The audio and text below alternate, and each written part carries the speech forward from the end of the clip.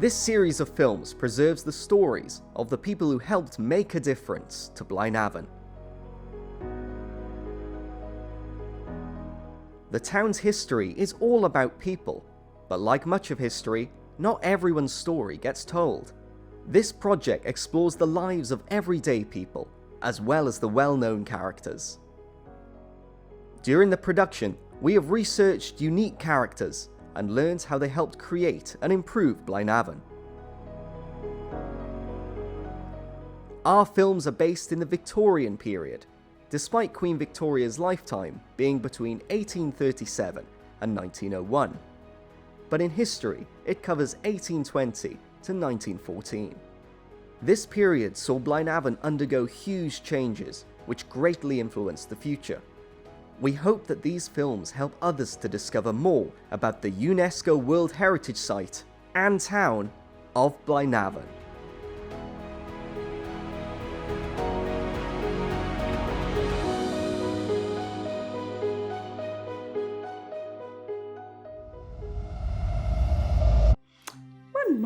One moment.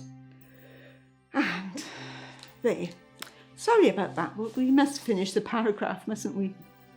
As a woman in the late 1800s, let's just say our opportunities can be a little limited, but we must persevere, ladies. Anyway, my name is Mildred Davis, and I was born right here in Blaenavon. In fact, number 74 Broad Street. Not a bad place to be brought up, really. And I helped my father, Henry Morgan Davis, with the family business as a chemist. Here we sell all different types of health beneficial medicines, such as lemon soap, chlorodyne and toiletries. Most medicines are herbal and are really good for everyone. Lots of workers had lung problems and injuries from the pits, so we were always very busy. My dad was born in 1849 in Cardigan and moved to Blaenavon in the 1870s. He was also the town's dentist. There were a few screams while he pulled the teeth, that's for sure.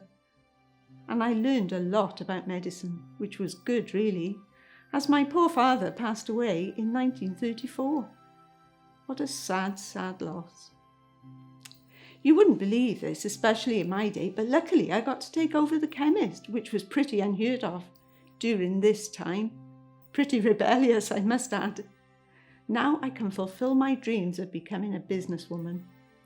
I like to think I set an excellent example for women across Wales by being a leading lady in business. I hope in your day and age it's much different. Many of the townspeople were really grateful for what I provided. I have to say I was delighted when they created the NHS. So many more people could benefit from free prescriptions. So there you are, I helped in the chemist. My dad died, took over the chemist and became a strong, independent businesswoman. Oh, what became of this wonderful establishment? Maybe it will become like some sort of hub for young people. Who knows? Anyway, go away. I want to go back to reading my book in the chemist. I'm a busy lady, you know.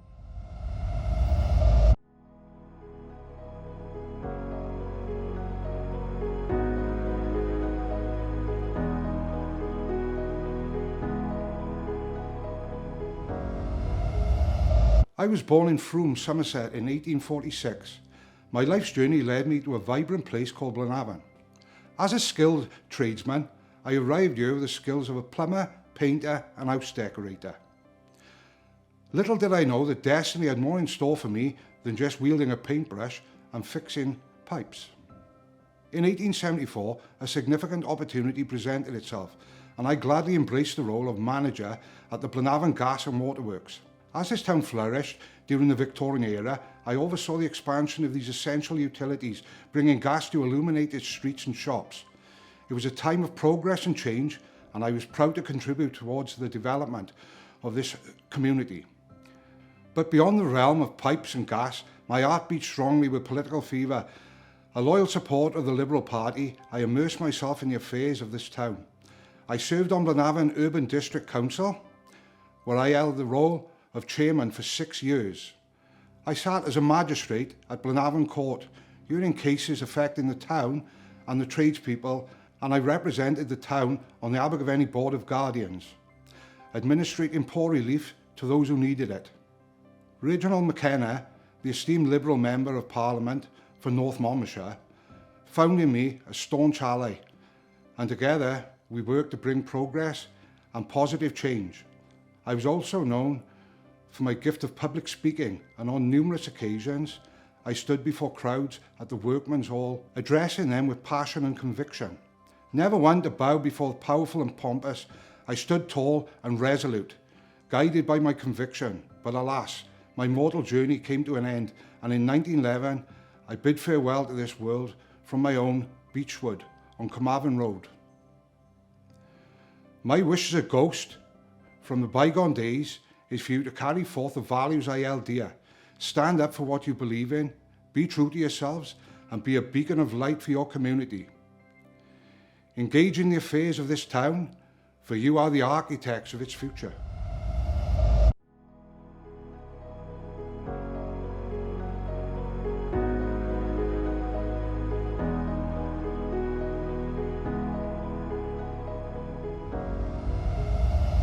Oh, hello there.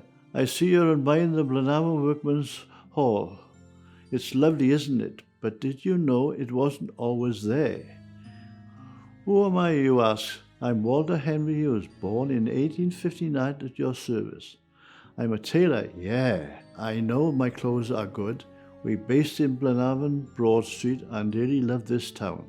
However, I'm not so sure it was always that great for the workers of the town. I was very concerned that the Institute only created for the rich elites in the Blaenavon's society, and not the regular working man. People should have a fair share of education and leisure facilities, no matter what their background, but this wasn't the case, but I wanted to change this. When I was only 24, I gathered the workmen of Blaenavon together to secure an agreement to demand the necessities they really wanted.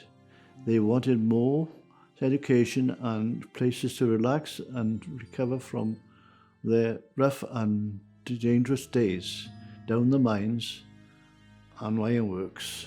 To do this, the workmen agreed to self-fund the project by weekly deductions from their wages. That just means taking a halfpenny out of their weekly wage to go towards this scheme. I then took this proposal to John Walton, the general manager of the works, the big boss, and you know what? He and the Blaenavon company gave their support for this scheme. They promised to turn the shop in Lion Street to become the new Blaenavon Workmen's Institute. Not bad for a 24-year-old liberal chapel preacher from Blaenavon. Yeah, I've always done my own thing.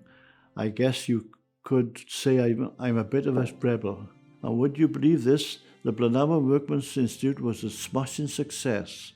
So much so that the institute was overflowing with people. It simply wasn't big enough, and was so overcrowded they had to expand. So in 1893-94, we got bigger and better with a new workmen's hall built right at the bottom of High Street. I can see it's still there. Wow.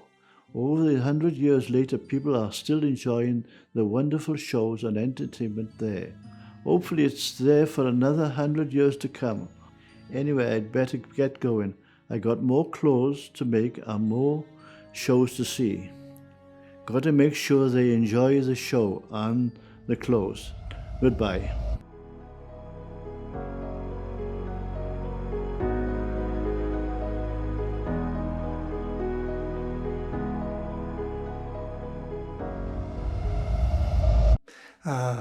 Blaenavon, the place of my birth. I'm guessing it looks a bit different now compared to when I was born in 1876. Guess I'm old now. I was born in what they called the working class. The Victorians liked social classes clearly defined.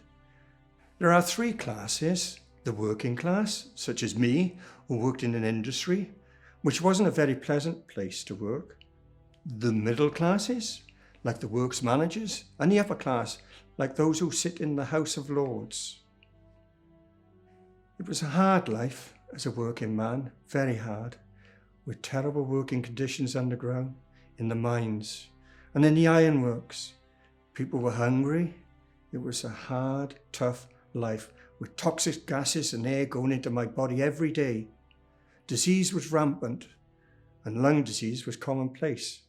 My eyes were strained for days after coming out from the dark mines.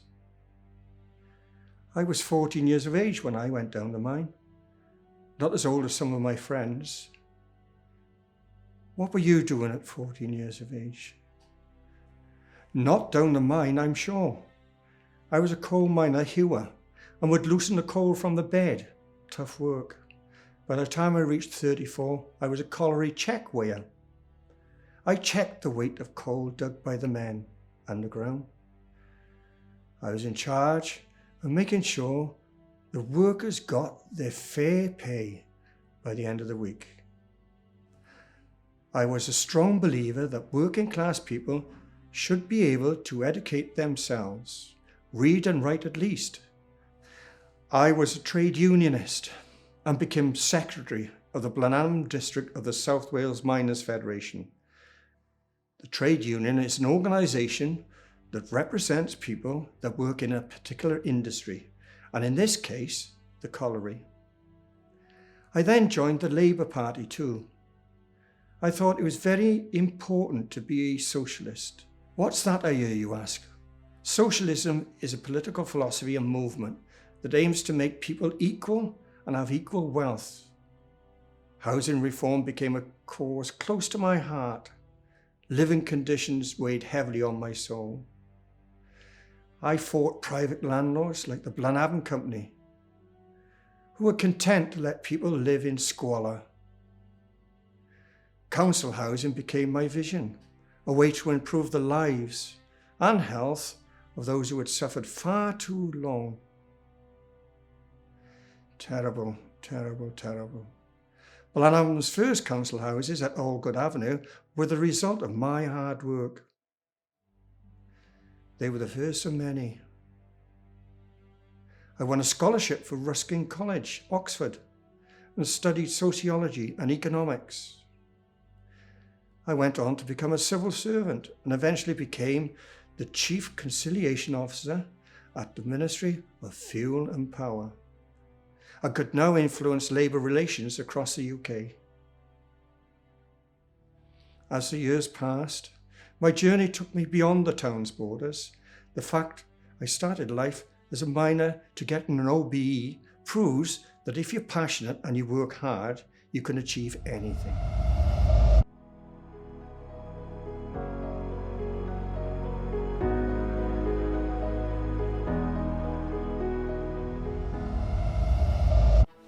Oh, hello there. My name is Sarah Hopkins. This is strange, isn't it? What year is this? I'm guessing Queen Victoria is not on the throne anymore. I certainly hope women have more rights than we did back in my day. Did you know, as a woman in the 19th century, I couldn't own property? And if I were to marry, all of my money would go to my husband. Rude. I didn't want to marry anybody, and I really wanted to do lots of charity work. My brother, Samuel Hopkins, and part of Blaenavon Ironworks. How amazing is that? My brother was a good man, and our family tried to help the community the best we could. We supported a lot of small schools, which were in cottages in Little Quick and Bunkers Hill, Blaenavon, and at a larger building in Prince Street, which was near the bottom of town, close to St. Peter's Church. What a wonderful church that is. In fact, my brother built that church. It's magnificent. The church made use of iron and was incorporated into the church in many ways. What an amazing man he was. Unfortunately, my dear brother passed before he could fulfill his dream of making a school for the local children. He would have loved this place, so I, Sarah Hopkins, took up the cause. And how did I do this, I hear you ask? So, I pulled out my quill, I still like using my quill, and wrote a letter to the National Society for the Promotion of Religious Education, because I want to build a school. And guess what? I helped his dream come true. Our wonderful local builders came in and helped build my school, and it opened on the 15th of April 1816. Wait, that's over 200 years ago. Gosh, I've got wrinkles. Doesn't time fly? We had 120 young needy pupils, boys and girls, aged around 6 to 12. If you were there and you worked in our ironworks, you could have joined too. And guess what? It was one of the earliest schools built in Wales by an industrial employer, and it was free. We valued our workforce and wanted to give your children the opportunity to learn. It didn't matter if your parents worked in our mines, ironworks, or brickworks, we wanted you there. I loved seeing the pupils of our school when I visited, and I encouraged good behaviour. I wasn't too keen on punishment, but they must behave. For those who did behave, I'd reward them with clothing and praise for all their hard work. In fact, I'm not supposed to have favourites, but Lewis Browning, who was in my school, won multiple prizes for his wonderful work, and I kind of liked him. Lewis went on to become one of Blaenavon's greatest historians. It's because of people like him that I'm able to tell you my story today. Anyway, I must dash. I'd better go down to the school for my surprise visit. Not bad for a woman in the Victorian age.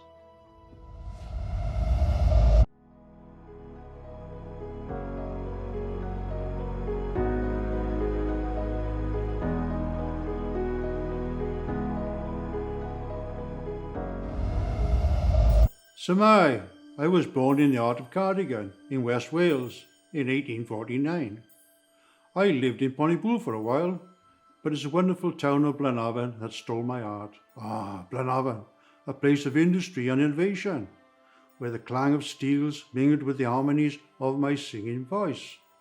Upon my arrival in 1879, I established myself as a chemist, druggist and dentist on Broad Street, where potions and lectures lined my shelves, providing remedies for all ailments. I was the first chairman of the Blaenavon Urban District Council. I was a leader within the community. I led the Urban District Council, which went on to provide many improvements to the town. Among these, we made improvements to the sanitation, sewerage and refuse collection. Yeah, imagine a world without that. It also made it possible to build new housing, new roads, and generally improve the town. Being the first chairman of the Chamber of Trade in 1897, I was active in the town for many years, which held events such as the Eisteddfod. I performed in the first Christmas Eisteddfod in 1895. Yes, I was a very busy man. On top of being the chairman of the Urban District Council and Chamber of Trade, I was also deacon of the English Baptist Church, a local magistrate at the Courts of Law, and even a committee man at the Blaenavon Workingmen's Institute. Busy. You might have heard of my old friend, Walter Henry Hughes, about the Blaenavon Workingmen's Institute. Marvellous man, with a marvellous hall. Did you know I oversaw the building of the bigger, better Workingmen's Hall in High Street in 1893-1894? And would you know it, I was proudly asked to represent the council at the grand opening of the Workmen's Hall in 1895. It was a fantastic day. Oh, I remember it well. Definitely one of my fondest memories. Even as time carried me forward, my legacy lived on through my daughter, Mildred. She stood beside me in my shop, eventually taking the reins of my businesses, and continue our family journey of service to Blaenavon. Anyway, can't stay long, but I can see Blaenavon has done well for itself. Farewell, Blaenavon, until the next time.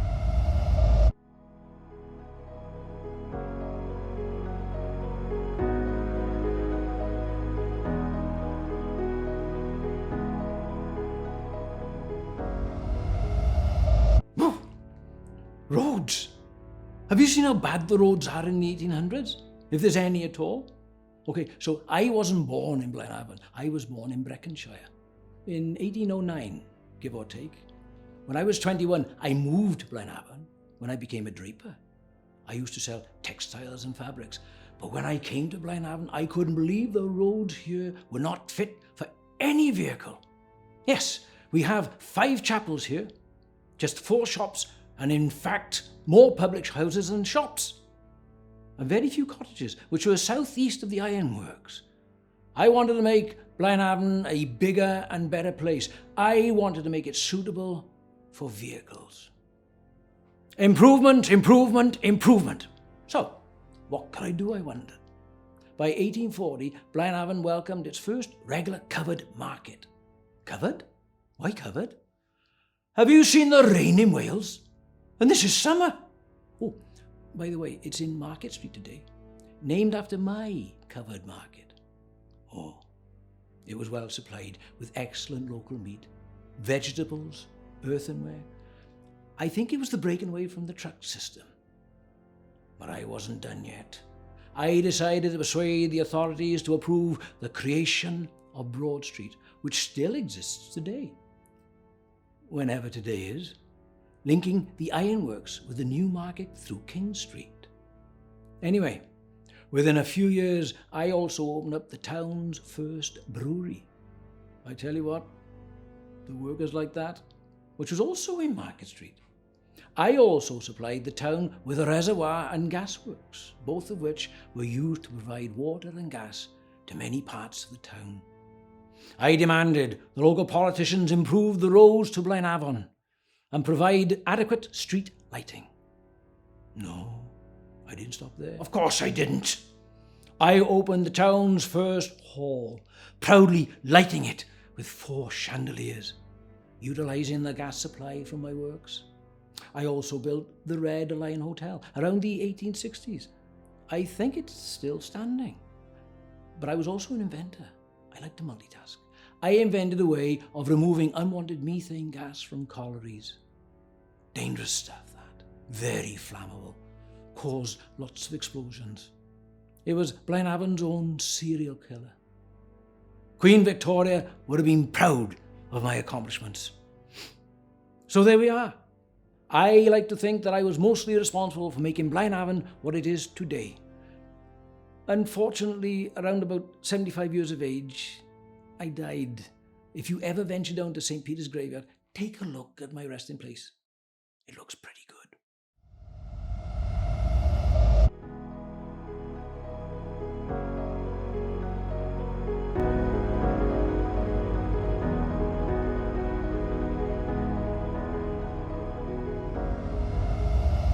Hello, my name is David Watkins and I am 10 years old. This is my friend Evan Evans. We grew up together. Our families know each other well. Our fathers worked together in the ironworks. Gosh, that's hard work and really long hours. They only get Sundays off and we all go to chapel 3 times a day. Then we walk about town in our Sunday best. Sometimes I think I'm showing off a bit. As my father works in the ironworks, I can go to Miss Hopkins' school. I'm really lucky, as not all children can go to school. I didn't really like it at first, as we're only allowed to speak English. I found it hard learning a new language, but I get it by now. I'm learning reading, writing, and arithmetic. My mum and dad can't read or write very well. Mind you, they know their Bible well enough and always quote from it, especially if I've been a bit naughty. My mum and dad didn't have the chance to go to school. They were working from about the age of 8. That's why they were certain that I would go. They didn't want me working so young and hope that I can get a better job with my education. I'm not sure what work I'll do, but hope it's not as hard as my dad has to work. I get a bit scared when there's been a problem at his works, as a lot of people get injured. We live with my tadki and mamgi. I won't be able to go to school if we didn't have their help. That's why I have to try hard at school and learn as much as I can. I really hope I can get a good job and can help all of my family. I really hope my children don't have to go to work at a young age and that they can go to school.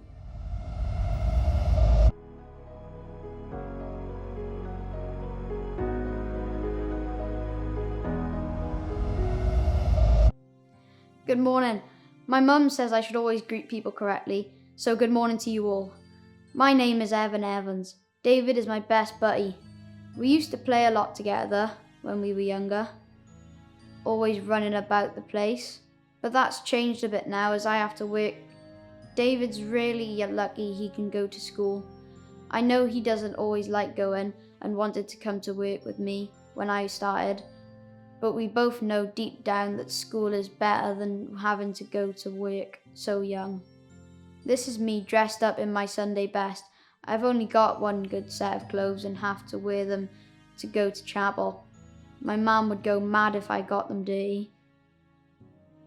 My dad works in the ironworks with David's father, but I couldn't go to school as my mum and dad couldn't afford not to have my wages coming in.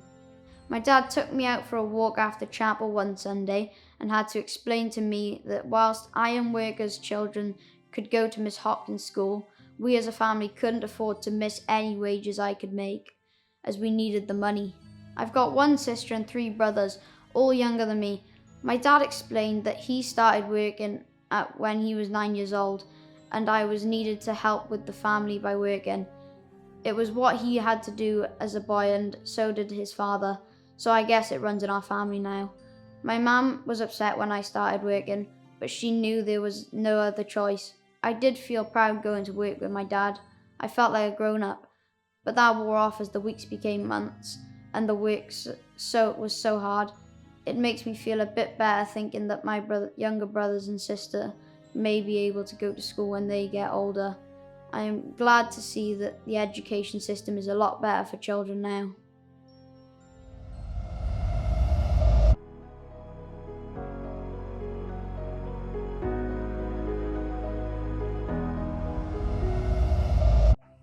My name is Sean Price. I'm 8 years old. This is my best friend Megan Jones. We live next door to each other in King Street. We're always in and out of each other's houses. Megan goes to school, I can't because my dad is out of work. It's tough for us as a family. I could have gone to school, but my dad had a bad accident at the mine and can't work. It's only children of parents who work in the company works that can go to the school. It's a shame really, as I see Megan going off to school and I have to stay home and help my mum and Mangy with lots of chores. My mum and Mangy take in a lot of washing. I have to help with this. I hate the sheets because they're so big. It takes ages to get them cleaned. My hands are red all the time from having to help with this washing. I also help to look after my dad, who is so poorly he can't get out of bed. I would love to go to school. A lot of the girls in school go on to become teachers. They have this thing when a pupil who has been attending schools reach about 11 to 12 and they can become a pupil teacher, a bit like an apprenticeship scheme. I could have become a pupil teacher. I think I would have been good as a teacher as I'm always looking after my brothers and sisters. Yes, life is tough and I hope things will change.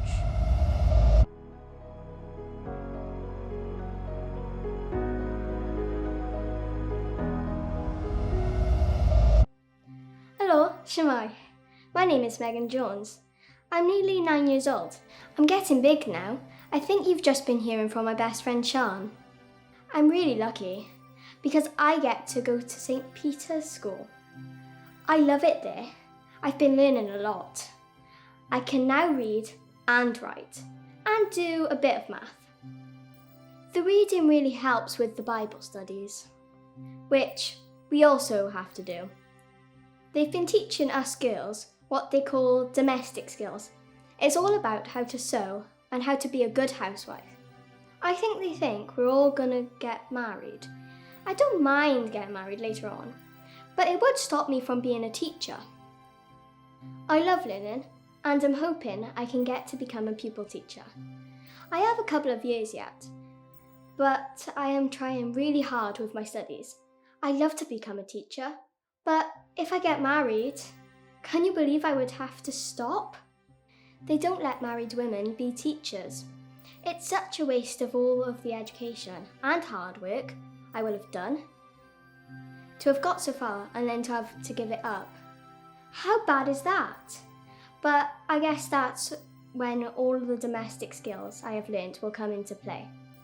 How to be a good housewife. The only thing I don't like is that teachers are very strict. I've even seen them cane a few boys. David always seems to be in trouble. He gets caned a lot. I think he's used to the pain. If I get to be a teacher, I wouldn't be like that. I wouldn't use the cane. A lot of pupils have it hard enough as it is, without the school punishing them. I help my friend Sean when I can with her reading, but we don't have much time as she has to help her family so much. I have to help my family, but not as much as poor Sean.